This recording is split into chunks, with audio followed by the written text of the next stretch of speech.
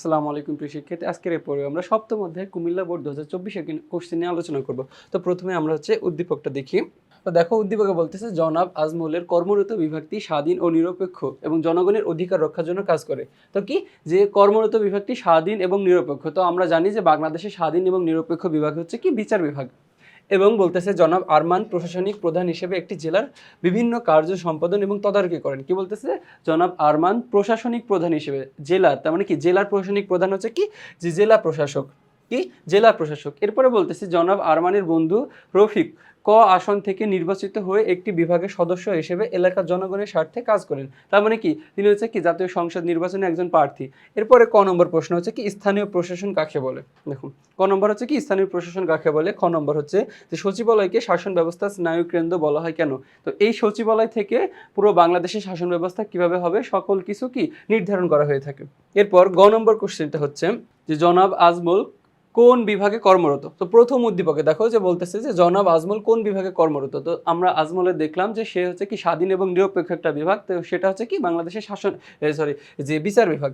এরপর ঘ নম্বর যে জনাব আরমানের বিভাগটি জনাব রফিকের বিভাগকে নিয়ন্ত্রণ করে কি বিশ্লেষণ করো। তো আমরা প্রথমে দেখি ক নম্বর যে স্থানীয় প্রশাসন বলতে কি বোঝায়। আচ্ছা, ক নম্বর বলতেছে যে স্থানীয় প্রশাসন বলতে স্থানীয় পর্যায়ের, তো স্থানীয় পর্যায়ে কি কি আছে, বিভাগীয় আছে, বিভাগের পরে আছে জেলা আছে এবং উপজেলা প্রশাসন ব্যবস্থাকে বোঝায়। তো স্থানীয় প্রশাসন মূলত হচ্ছে কি যে কেন্দ্রীয়, দেখো কেন্দ্র থেকে পরবর্তীতে বিভাগ এবং পরবর্তীতে কি জেলা এবং তারপরে কি উপজেলা, এই পর্যায়ে শাসন ব্যবস্থাকে কি বোঝানো হয়েছে। এরপর খ নম্বর হচ্ছে কোশ্চেনটা কি ছিল যে সচিবালয়কে বাংলাদেশের প্রশাসনিক কাঠামোর কি স্নায়ুকেন্দ্র বলা হয় কেন। তো বলতেছে যে সচিবালয় বাংলাদেশের প্রশাসনিক কাঠামোর কেন্দ্রীয় অংশ।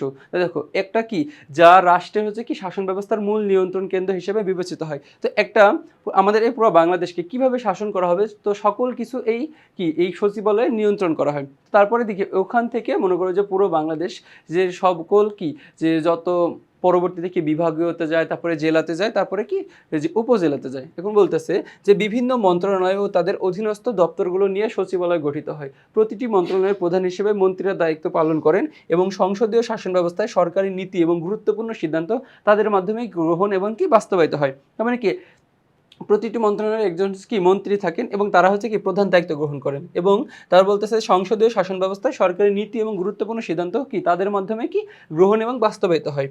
তো এই কারণে সচিবালয়কে প্রশাসনে কি স্নায়ুকেন্দ্র হিসেবে অভিহিত করা হয়। আচ্ছা, এরপর গ নম্বর কোশ্চেনটা দেখলাম যে জনাব আজমলের যে বিভাগে কাজ করেন সেটা হচ্ছে কি বিভাগ। দেখো, তো আমরা বললাম যে কি যে তার বিভাগটি ছিল হচ্ছে কি উদ্দীপকে বলা হয়েছে তার বিভাগটি হচ্ছে যে স্বাধীন এবং নিরপেক্ষ। তো উদ্দীপকে বলা হয়েছিল কি দেখো যে একটা দেশের বিভাগ যেটা হচ্ছে কি স্বাধীন এবং নিরপেক্ষ। তো আমরা জানি যে স্বাধীন এবং নিরপেক্ষ বিভাগটা হচ্ছে কি বাংলাদেশের বিচার বিভাগ।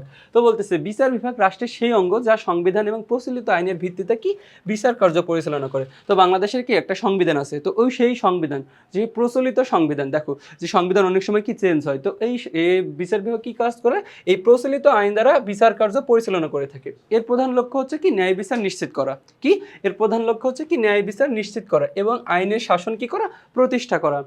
তাহলে দেখো এর প্রধান লক্ষ্য ন্যায় বিচারে, দেখো বিচার বিভাগের প্রধান লক্ষ্য হচ্ছে কি ন্যায় বিচার নিশ্চিত করা এবং কি আইনের শাসন কি করা প্রতিষ্ঠা করা। বাংলাদেশে বিচার বিভাগ সুসংগঠিত এবং কি স্বাধীনভাবে পরিচালিত হয়। আচ্ছা, আমরা জানি যে বাংলাদেশের বিচার বিভাগ সুসংগঠিত এবং কি স্বাধীনভাবে পরিচালিত হয়। এখন দেখো সেখানে কি যে সরকারি কোনো হস্তক্ষেপ অথবা মনে করো যে একজন স্বাধীনভাবে কাজ করবে, তো মনে করো যে একজন কি যে প্রধানমন্ত্রী কেউ হচ্ছে কি যে আইন অনুযায়ী সে হচ্ছে কি যে দোষী, কিন্তু পরবর্তী দেখা যাচ্ছে কি সেই সরকার সেখানে হস্তক্ষেপ করে তার হচ্ছে কি বিচার কার্যটা সম্পন্ন করে নেয়। পরবর্তীতে কি দেখা যায় কি তার জন্য বলা হয়েছে যে বিচার বিভাগ সম্পূর্ণ কি থাকবে যে আলাদা থাকবে, যাতে নাগরিকদের মৌলিক অধিকার কি হয় সংরক্ষিত থাকে এবং গণতান্ত্রিক ব্যবস্থা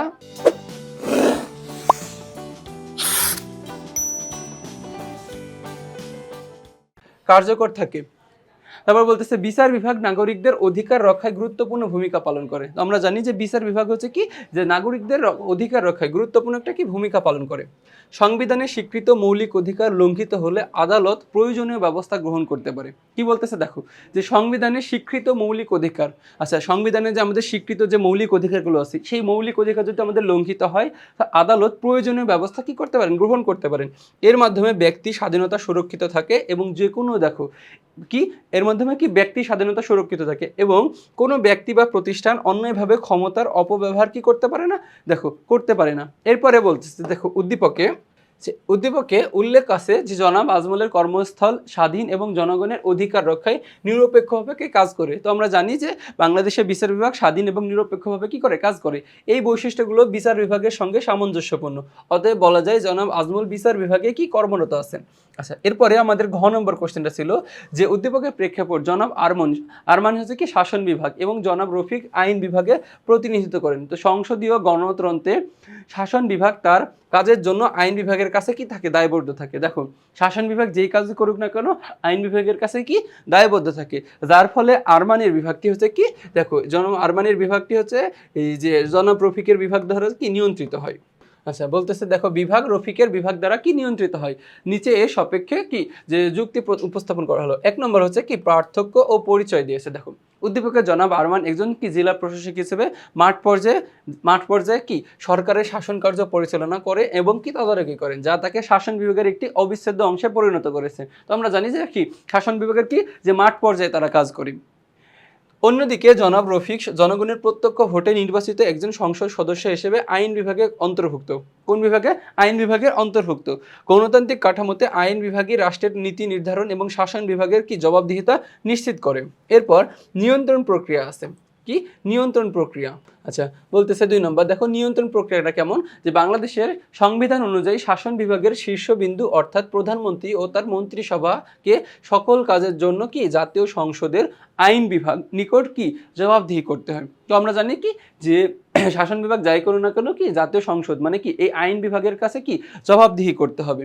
তো এই নিয়ন্ত্রণের কয়েকটি উল্লেখযোগ্য দিক হলো, দেখো 3 নম্বর হচ্ছে কি জবাবদিহিতা ও প্রশ্ন উত্তর। সংসদ সদস্যগণ যেমন জনাব রফিক বিভিন্ন প্রশ্নের মাধ্যমে সরকারের নীতি এবং শাসনতান্ত্রিক কর্মকাণ্ড সম্পর্কে মন্ত্রীদের নিকট কি ব্যাখ্যা চাইতে পারেন, কি করতে পারেন, ব্যাখ্যা চাইতে পারেন। এর ফলে জেলা পর্যায় থেকে শুরু করে সচিবালয় পর্যন্ত সকল স্তরের প্রশাসনিক কাজে স্বচ্ছতা বজায় রাখতে হয়। কি রাখতে হয়? স্বচ্ছতা বজায় রাখতে হয়, যেন কোনো ধরনের কি ঝামেলা সৃষ্টি না হয়। এরপর বলতেছে যে বিভিন্ন প্রস্তাব, মুলতবি প্রস্তাব, তারপরে কি নিন্দা প্রস্তাব কিংবা ধিক্কার প্রস্তাবের মাধ্যমে আইন বিভাগ সরকারের কোনো ভুল সিদ্ধান্তের প্রতিবাদ জানাতে পারে। তো এখানে আইন বিভাগ বলতে এখানে আমাদের কি জাতীয় সংসদের কথা বলা হচ্ছে, ঠিক আছে। এমনকি অনাস্থা প্রস্তাবের পুরো মন্ত্রিসভার পতন ঘটানোর ক্ষমতা এবং আইন বিভাগের হাতে কি ন্যস্ত। দেখো এমনকি কি বলতেছে যে সংসদের কাছে কি সংসদের এটা পাওয়ার যে যদি এমনকি অনাস্থা প্রস্তাবের মাধ্যমে পুরো মন্ত্রিসভার পতন হতে পারে। দেখো যদি প্রধানমন্ত্রী পতন হয় তারপরে পুরো মন্ত্রিসভা কি হয়ে যাবে, ভেঙে যেতে পারে। এরপরে 5 নম্বর আর্থিক নিয়ন্ত্রণ। তো রাষ্ট্রের বাজেট বা অর্থ আইন বিভাগ কর্তৃক অনুমোদিত হতে হয়। দেখো তুমি যখন যে কোনো একটা বাজেট প্রণয়ন করবে, কোনো সরকার অথবা যে কোনো কেউ যে বাজেট প্রণয়ন করবে সেই বাজেটটা প্রথমত কি এই আইন বিভাগ দ্বারা কি হতে হবে, অনুমোদন হতে হবে। তো আইন বিভাগ যদি অনুমোদন দেয় যে এখানে এত টাকা বাজেট করতে হবে, এই বাজেটটা আমি কি সম্পূর্ণ করলাম, তখন কি সে পরবর্তীতে এই বাজেটটা হচ্ছে কি সেখানে এই বাজেটটা যাবে। তো তার আগে কি যে অনুমোদন না পেলে এই বাজেট হবে না। বলতেছে শাসন বিভাগ চাইলেই জনমত বা সংসদের ইচ্ছার বিরুদ্ধে অর্থ ব্যয় করতে পারে না। কি জনমত বা সংসদের ইচ্ছার বিরুদ্ধে? দেখো শাসন বিভাগ মানে কি শাসন বিভাগের লোকজন চাইলে কি সংসদের ইচ্ছার বিরুদ্ধে কি এই অর্থ কি করতে পারে না, ব্যয় করতে পারে না, যা প্রকারান্তে আরমানদের মতো কর্মকর্তাদের কাজের সুযোগ এবং পরিধি কি করে, নিয়ন্ত্রণ করে। তো দেখো এগুলো করার মানে হচ্ছে কি যে বিভিন্ন যারা মন্ত্রী আছে এমপি আছে তাদের হচ্ছে কি যে সুযোগ এবং পরিধিকে কি নিয়ন্ত্রণ করে দেয়। আচ্ছা, এরপর বলতেছে সংসদীয় ব্যবস্থায় শাসন বিভাগ মূলত আইন বিভাগেরই একটি অংশ। কি মূলত শাসন বিভাগ একটি আইন বিভাগের একটি অংশ এবং এর আস্থাভাজন। জনাব আরমান যে প্রশাসনিক দায়িত্ব পালন করেন তার আইনি ভিত্তি ও জবাবদিহিতার কাঠামো তৈরি এবং জনাব হচ্ছে কি যে জনাব রফিকের বিভাগ হচ্ছে নিয়ন্ত্রণ করে। তো তাই বলা যায় একটি সচল এবং জবাবদিহিতামূলক গণতান্ত্রিক রাষ্ট্র ব্যবস্থায় শাসন বিভাগ সর্বদা আইন বিভাগের নিয়ন্ত্রণে এবং নজরদারিতে থাকে। সুতরাং প্রশ্নোক্ত মন্তব্যটি কি সম্পূর্ণ যথার্থ। তো দেখো এরই মাধ্যমে আমরা কি এই বোর্ড কোশ্চেনটা সলভ করলাম। তো পরবর্তীতে তোমাদের সাথে আবার দেখা হবে। আসসালামু আলাইকুম।